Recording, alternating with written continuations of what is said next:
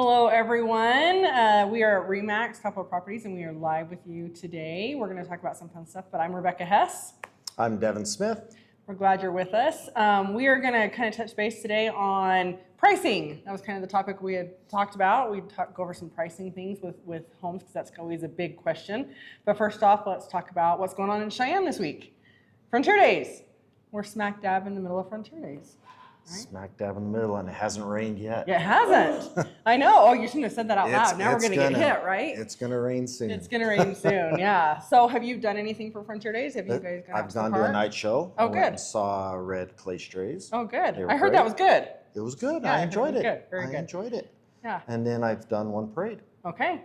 Excellent. Well, my husband and I work, we help with the parades. We volunteer for that, so we're pretty busy on parade mornings. I bet you are. Other than that, truthfully, I've been doing more real estate than I've been doing Frontier Days, which is a little odd for me during the year. Usually I'm more Frontier Days, less real estate during this week, but it's been pretty busy still. So that's good. Which is good, right? Yes. Yeah. Yes. So before we dive into pricing, just want to kind of give you a market update. I pulled the stats just before we came in here. So here in Cheyenne, we have currently 305 active listings. So Laramie County is just a little higher because that includes our little surrounding towns, right? Correct. Burns and things like that. 338. 338. Pending in Cheyenne is 183, and in Laramie County 197. which is to be expected. So these are, I've kind of been traveling and stuff. So the last time I really pulled and looked at stats, maybe a couple weeks ago, the numbers, so active, we've gone more active on market and less pending on market. So we've widened that buffer area, right? Because I think a healthy market is when they're as close together as possible. So Which 3 weeks ago we were just like about right there, break even, yeah. So, but this is pretty typical for July. So no need to worry or stress about our market. We see this every year, especially going into Frontier Days. It tends to be, like I said, a lot more Frontier Days going on than business as usual. Yes. I was setting up a closing for tomorrow, and the title company had to remind me that it's Cheyenne Day tomorrow. They're like, we're done at noon. So I still can't believe it's Frontier Days already. I I feel like summer just started last week. Right? And here we are. Yeah, they're like, everything shuts down. So at least, tomorrow is a half day for a lot of people because of Cheyenne Day at Frontier Days. So the market tends to be pretty slow here in Cheyenne these last couple weeks of July, and we'll pick up again a little bit in August as we get through Frontier Days. But we love Frontier Days, so it's nice to have it. Yeah, I enjoy the energy in town. Oh yeah, for sure. And lots of people, it's good. I just pulled up our current interest rates too. So if you're wondering, they are kind of bouncing around the same that they've been all summer, right? We're sitting at a 30-year conventional is around 6.5, maybe 6.3, depending on obviously your credit and things like that, whatever they determine that. And then FHA, low 6%. VA, you're going to drop down below, maybe at about 5.8 up to about 6%. So they're kind of sitting where they have been sitting all summer. We haven't seen any real major changes. And we don't see any changes coming in the future. Of course, we don't know that. But nothing big on the horizon that we know of. It is what it is when it comes to interest rates. So this is what we live with, and this is what we do. Now, that being said, again, I always say it's always a great time to buy real estate in Cheyenne because our market, year after year, we grow equity and we see an increase. So I think it's just always a safe bet. I agree. To buy real estate in Cheyenne. I agree. So anyway, well, let's dive in. We are going to talk about pricing, kind of maybe the things we consider when we're pricing a home, maybe some of the biggest obstacles we have in pricing a home, some of the pitfalls we see if we price it incorrectly. So what are your thoughts on pricing? Well, I wanted to talk about how the market always dictates what the price would be. For sure. The real estate agents don't dictate it, and the homeowners, although they would love to, don't really dictate what the prices are. Right? And I was just reminded of that recently. I wanted to sell a camper. Yeah. And I had all my emotion in it. I knew what I've done to this camper. I knew how I'd taken care of it. I got out online and I looked at what they were selling in other states, whatever, and I'm like, oh, I can get this much for it. And I put it out there and I marketed it. Not a single call, not a single text or email. No interest at all. None for 3.5, 4 weeks. So then I went and talked to a professional in the RV industry and said, hey, what's the price of this camper going to be?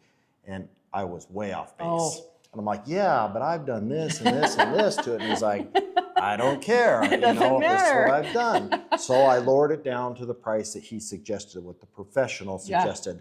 sold it in 3 days. Oh my Cash. gosh, that's a great lesson right there, right? I told my wife the market always dictates. dictates. That is what'll so be. true. So that's what we're doing as professionals, right? Yeah. We're trying to set a price of what we think the market Yeah. will accept.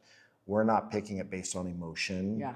We're picked it based on facts. Yeah. So we do our CMAs and we go out there and look at what prices have sold at. Yeah. We don't really care what they're listed at. Yeah. Because we can ask anything. I could ask $100,000 for my You camper can and list I your can house get whatever 20. you want. Exactly. You can list it for whatever you want. What's it going to sell at, The though? sell prices are what Yeah. we're looking at. And so that's what we're going to go off of when we're getting the price for them. Yeah. The other thing is we're not going to have emotion.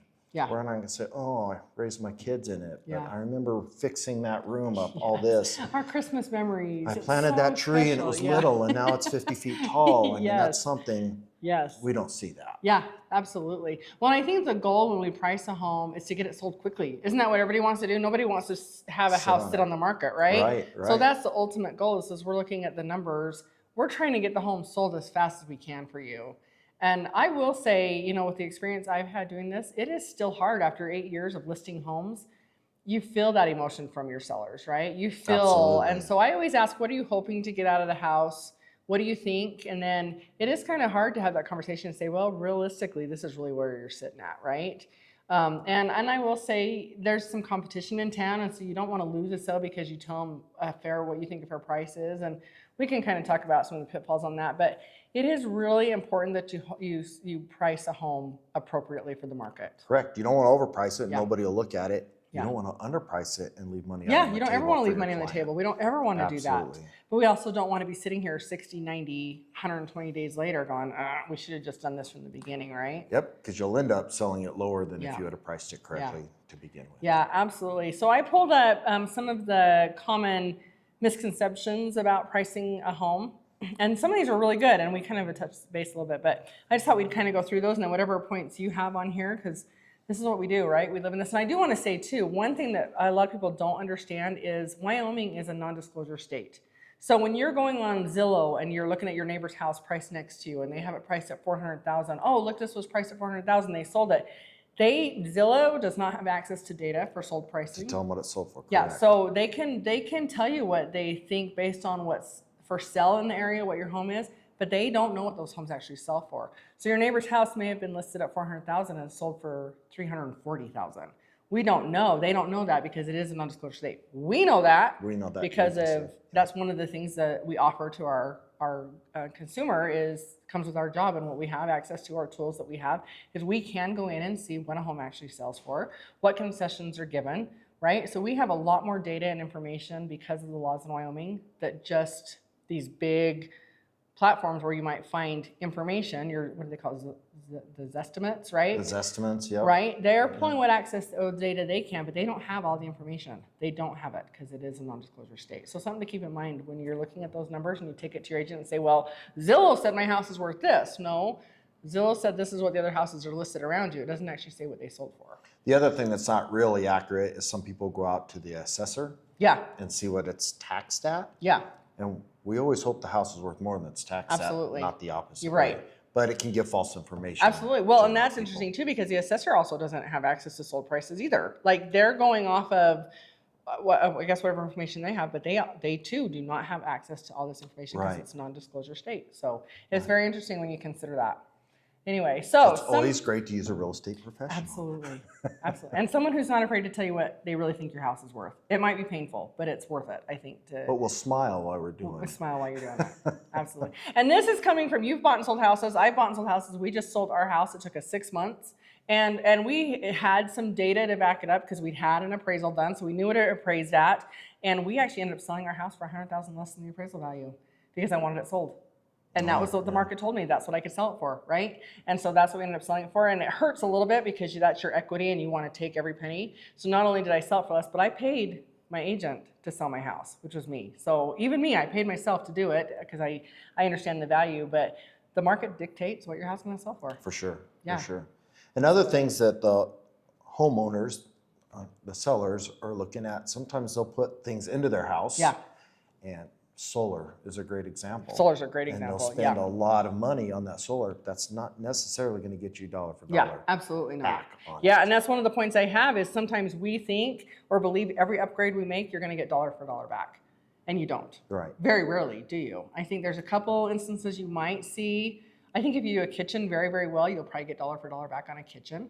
Maybe a master bathroom. Yeah, bath maybe. Right? Yeah. But I can't think of any other, well, actually I did read something, I think we did a live a while ago, and we talked about the front door, actually you get like 150% back. But Certain that's, things, because curb appeal is a big deal. So if you go spend $1,000 on a door, you're basically gonna get about $1,500 in value off that. So that might be worth it, but we're talking pennies right now, right? Yeah. Chasing pennies for dollars, I guess. When I wanted to get an upgrade done on my house and I'm begging my wife for it, I'll say we're going to get dollar for dollar when I know that's not really true. And you know to get her that's to not. get her to say yes.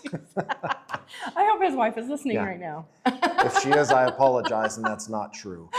That's awesome. That's awesome. Okay, so let's go through some of these. We've already kind of touched base, I said, but probably one of the biggest ones is I can always lower the price later, which is true. You can always lower the price later, right? But how long do you wait? How long do you wait? And then when it's sitting out there for so long, agents are looking at They're like, it. "Why is it I'll still look at a sitting house there?" and tell my client, hey, it's been on the market for 100 days. Yeah. Yeah. So now are they more willing to? Right. Therefore the price goes down lower, or they start thinking, what's wrong with it? Right, which is another advantage for having a real estate agent, because I'm totally comfortable calling an agent and being like, why is the house sitting there? What's going on? And as long as you have a good relationship between the listing agent and the selling agent on this, you can kind of work back and forth and find and see what you can do from a consumer standpoint on putting in the best offer on something. Because truthfully, sometimes sellers won't budge on prices, and that's why it's still sitting there 100 days later. And I agree with you. I have no problems calling an agent and saying, hey, it's been on the market. Why? What's going on? Yeah. And hopefully a good agent will tell you and be like, here's what we're dealing with. Or obviously there's, we have a responsibility to our clients. That's who we represent. So not giving away information that would hurt them on any deal, but we're trying to get houses sold for you, right? So yeah. Let's do it. Now, I did want to say too, as we're talking about this, the average days on market is 67 right now. But that's up. Which is up, right? And I pulled it, so anything under 500,000, any home selling for under 500,000, the average days on market is 54, so a little bit less for that. And then anything over 500,000 is 88. So our days on market total number, that 67, is all this put together. And so I would say what I'm seeing with my clients that I'm out and about with right now is definitely those homes sitting under 400,000, definitely getting a lot more action and a lot more interest, and are selling a little bit faster than some, but we have a lot of inventory above 500,000, especially a lot of these new builds that are out on acreage, which kind of skew our numbers a little bit. But 67 days on market, yeah, that's up a bit. Yeah, and you get down below 500, like 400 to 300, there's so few houses out there. Right. And unless they're in awful shape, they're going to sell. They're going to sell, right? So that's where we're at, days on market. Okay. Pricing the house based on what the seller needs. Now, obviously, when you, as a seller, go to list your house, you're thinking dollar signs. What am I going to walk away with after I pay my commissions, pay my closing costs, pay for any repairs I may need to do, pay off my current mortgage? What am I going to walk away with? And I know there are some real needs there. Oftentimes, these buyers are moving from one house to another, so they got to consider the down payment they need to have, the closing costs on their next house. So we do take that into consideration. Sometimes it hurts a little bit though, because what you're dreaming of, that number, you need to be flexible on that. Because and their timing. If they aren't buying another house, it's a second home, or they've already bought another house and the time doesn't matter, you can be a little more aggressive on the pricing, and it might sit out there 100 days like we talked about. But if they've got a house under contract that they want to buy, okay, you're gonna maybe not net as much because you want this house to move. Yeah, absolutely. Well, I do ask my sellers too, like, I know what I would do, but what is your risk level on this? Like, how long are you comfortable sitting on this house on market? And that's what we go off of, is what the sellers are comfortable with. Like, if you want this gone now, then we need to price it appropriately to get it gone now. If you're okay to fill the market out and see if we can get more money out of it, then okay, I could see us going higher. But understand, rewind this conversation in 60 days, that we had this conversation, because it's at that point when you get frustrated, we haven't sold that, we can go back and be like, well, here's what we talked about, and you were kind Yeah. of okay to sit here. Remember that? That's a Has great, that changed? that's a great point, little Yeah. bunny trail, is sometimes we forget to listen to the Yeah. clients. It's Yeah. hard, and we've got in our mind, we can do this with this house, and we can get it to this. But that may not have been the goal Be the goal. of the Absolutely. seller to Absolutely. begin with. So Yeah. sitting and listening to them, it's hard for us It is sometimes hard. to stop talking and listen, Yeah. but we got to do Yeah, it. and walk away frustrated, like, well, I wouldn't do that. But, you know, honest, Yeah. I mean, that's who we work for, is the seller. That's what we do. So, Yeah. we have to listen. Sometimes when when agents will go in and do market analysis, it depends on the area, and I'm guilty of this. I have done this before. Sometimes we're looking at comps that are listings versus sold. And sometimes I do that just because there's not enough comps to actually pull. But when you're doing a market analysis, and I know we each kind of do our own differently, but my goal when I do a market analysis is really try to find those comps that are going to match up to what an appraiser is going to pull. Because an appraiser, unfortunately, and I love our appraisers, don't come yell at me, they have the final say in where value is when it comes to a lender, right? So I can sometimes, and I've had some success in this in the past, we can go back to a lender and provide our comps, and we can get the needle to move a little bit on our pricing when an appraisal comes in low. But ultimately, the goal is to try not to come in low. True. And it's important that we pull good comps. Yeah. Because when Yeah. that appraiser comes to you Yeah. and says, let me see your comps where you got this price, Yeah. and they're Yeah. all over the place, they're going to come back and say, Can't use it, not can't use accepted, it, not can't use accepted. it. Yeah. Yeah, And for sure. now you look bad to your client, Yeah. and you look bad to the appraiser, and the deal might fall through. Absolutely. For it. So it's important that you get Good and it comps. is hard if there's not sold Yeah, comps. if there's nothing around it, sometimes I do kind of go outside that box and be like, okay, what is actually on market here? How long has it been on market? What do they have it listed at? Maybe more so to say, well, we know it's been sitting on market for 75 days. They're probably high. Your home is pretty comparable. So that kind of gives us a baseline to come down from on our listing price. But truly, the best comps you can find out there, especially if we're looking at anyone other than a cash buyer, you need to be able to try and match up with an appraiser what's going to do. I agree. On comps. And if there aren't the solds up there, the next I will do is I'll go to pendings, Yeah. see if I can find anything. Because at least you could call an agent and have a conversation with them. Yeah. They might not tell you. Yeah, and they might give you a little information, like it's pretty close to your list price, or it Gives us an idea. Gives us an idea. But gives us it more doesn't information. tell us until it's closed Yeah. actually what it was at. So again, they could ask what they Yeah. want. There might be a $20,000, $30,000 difference. Yeah. Hopefully they're never that big a Absolutely. difference, but there might be. Yeah. And then also in those closes, we're looking at not just what the close price was, what concessions. Yes. Because again, it's net Yep. for the seller. So if it was only $5,000 off asking price, but they gave $10,000 in concessions, That's a $15,000. you're $15,000 Yeah, that we off take the into asking account price. when we're putting in our pricing, Absolutely, right? yeah. Yeah, and I do think that, well, again, we have the data, we have information that not everybody has. We have access to that because of our licenses and our jobs and what we do. So I do really think, for the most part, agents try hard to get that pricing right. When they give you a suggestion, I do think they're trying hard to get it right. And it's always going to be more accurate than an automated valuation Yes. model online that you find from Zillow, Yes. homes.com, realtor.com. Our CMAs are always going to be more accurate. Yes, absolutely. Much closer. Yeah, I agree. We already talked about believing every upgrade gives us dollar for dollar. It doesn't. That's not the case. And in fact, most of the time, you're not going to get dollar for dollar on your upgrades, right? And solar panels is a really, really good example of that. Fancy fences. I think of fancy fences too, and someone puts a wrought iron fence up or Yes. something. It's nice and it's curb appeal, and it will make it sell faster. Yes. But not always going to bring a ton more money. Yes. A little bit maybe, but Yes. not a lot. Well, I had a house and we put in this beautiful custom railing, and I know how much that custom railing cost. And I was just like, I love this railing. And as I had people come through, they're like, oh, that's cool. They did definitely not love it as much as I did. And so I automatically knew that we were not going to get dollar for dollar back on that, because that was very subjective to who walked in the house. Like, it may be beautiful to you and it may be beautiful to other people, but what you put in is not everybody's going to feel the same way about it. So It's interesting. You mentioned doors. Uh-huh. They bring in it. So I installed doors for 25 years. yeah, So that's when I walk into a house, that's what I'm looking at. That's what you see. I see the doors, Yes. and to me, oh, this is really nice. Not always going to bring value, not always going to take away value, Yeah. but that's what I see. That's my lens that Isn't I'm that looking funny? through. Yeah, we all have our things, right? Where you're like, oh, I love that. Yeah, that you kind of would like that. That's great. I love that. Comparing conditions, comparing to uncomparable homes. So if you've got two homes sitting next to each other, Again, we have access to data, especially if it goes through the MLS and it's reported those sales. We can see the condition of the home. Like we don't necessarily need to get into the home because we have photos, we have listing information. We can call and reach out to an agent and say, hey, what was, were there upgrades done or whatever? Sometimes when we price a home, we just look at, oh, well, that house is the same square feet or whatever, and we price them the same. Well, these homes can be totally different sitting next to each other on their condition. Absolutely. Like what's been done inside and the upgrades and how well it's been taken care of. You can have two identical in square feet homes and they be totally different. Yes. On value, right? Well, on your condition. Yeah, the things they have inside, sprinkler systems on the outside, even some things like radon mitigation systems and newer furnaces, newer mechanicals all around.